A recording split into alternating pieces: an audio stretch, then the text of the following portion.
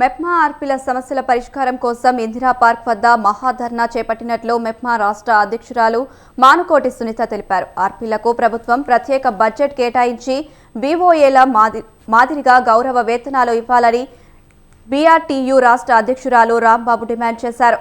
మెప్మా ఆర్పీలను ఉద్యోగులుగా గుర్తించి నెలకు 26,000 రూపాయల కనీస వేతనం ఇవ్వాలన్నారు. జాబ్ చార్ట్ రూపొందించి ఉద్యోగ భద్రత కల్పించి ఆరోగ్య బీమా సౌకర్యం ఏర్పాటు చేయాలన్నారు. పట్టణ పేదరిక నిర్మూలన సంస్థ పరిధిలో పనిచేస్తున్న ఆర్పీలకు 7 నెలల నుండి జీతాలు రావడం లేదని ఆయన అన్నారు. 3 నెలలకోసారి ఈసీల తీర్మానం రద్దు చేయాలన్నారు.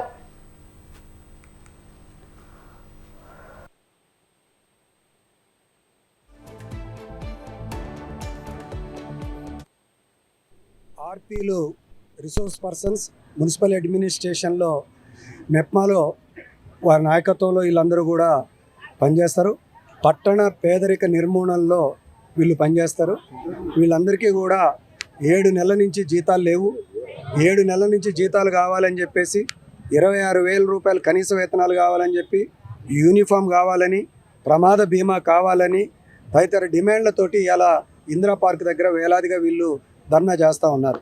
ముఖ్యమంత్రి రేవంత్ రెడ్డి గారు ఎన్నికల్లో పోటీ చేసినప్పుడు మహిళలకు బంగారం ఇస్తున్నాడు, డబ్బులు ఇస్తున్నాడు, కోటీశ్వర్లు చేస్తున్నాడు.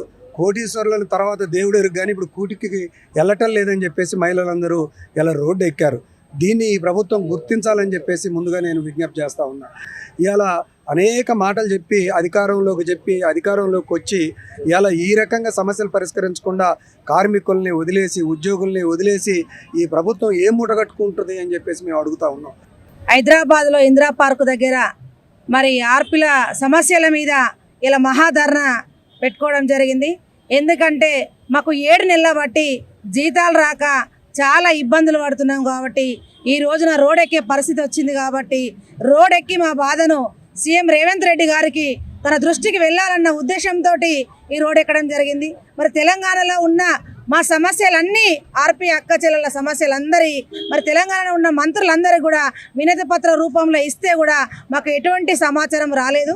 మరి మా మెప్మా ఎండి గారికి మరి 13 నాడు 12 నాడు 24 రోజున మరి మాస్ మెమోరాండం 2,700 మందితో ఇచ్చినా కూడా ఇది 15 రోజులైనా కూడా ఇప్పటి వరకు మా 7 నెలల జీతాలు రిలీజ్ కాక మాకు ఇబ్బందులు పడుతున్నామని చెప్పి ఈరోజు ఇందిరా పార్క్ దగ్గర